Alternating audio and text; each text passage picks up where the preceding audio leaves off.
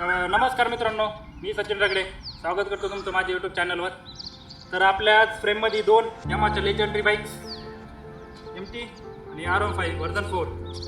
तर भरपूर जणांना क्वेश्चन येतात किंवा भरपूर जणांना कन्फ्युजन असतं की MT घ्यावं की R15 घ्यावं.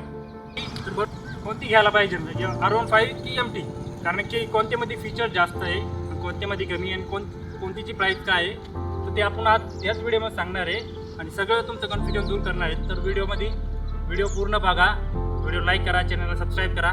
तर व्हिडिओ चालू करू.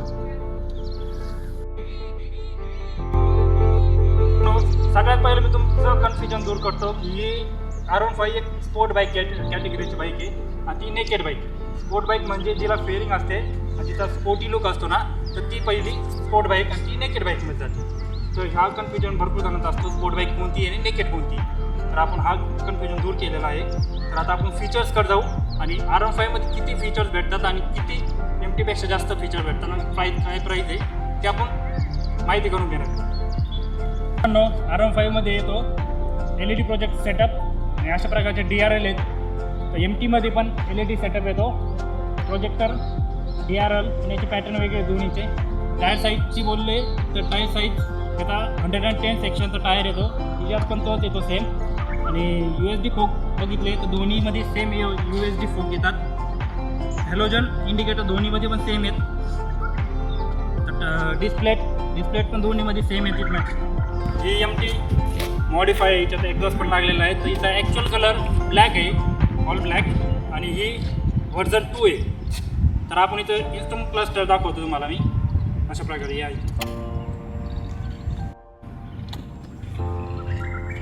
तर मित्रांनो, MTचं इन्स्ट्रुमेंट क्लस्टर असं दिसतं. आता जी व्हर्जन 3 आलेली आहे ना, तिच्यामध्ये R15 सारखंच TFT डिस्प्ले मिळतो. आता R15चं आपण इन्स्ट्रुमेंट क्लस्टर बघू. तर या अशा प्रकारचं दिसतं. याच्यात ट्रॅक्शन कंट्रोल, TCS आणि ब्लूटूथ कनेक्टिव्हिटी हे सगळं बघायला भेटतं. आणि दोन्ही गाड्यांची फ्यूल टँक कॅपॅसिटी 11 लिटर दोन्हीची पण आहे. आणि सीट हाईट बघितली तर सीट हाईट 810 mm दोन्हीची पण सेमच आहे. आणि पॉवरची गोष्ट केली तर 18 PS पॉवर येतो दोन्हीमध्ये पण सेम, कारण की दोन्हीमध्ये सेम इंजन आहे. तर मित्रांनो, रेअर सेक्शनची गोष्ट केली तर R15मध्ये येतो 150 सेक्शनचा टायर, डिस्प्ले अशा प्रकारची.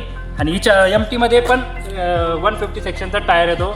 आणि टेल टायडीची गोष्ट केली तर टेल टायडी अशा प्रकारची टेल लॅम्प तिचा असा आहे पॅटर्न.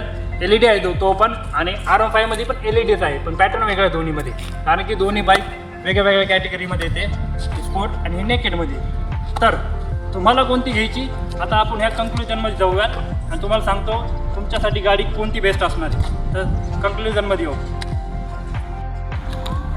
तर मित्रांनो, कन्क्लुजनमध्ये असा रिझल्ट आहे की जर तुमची डेली राईड असेल किंवा तुम्ही स्टुडंट असाल किंवा कॉलेजला जात असताना, तर तुमच्यासाठी R15च्या जागेवर MT बेटर आहे.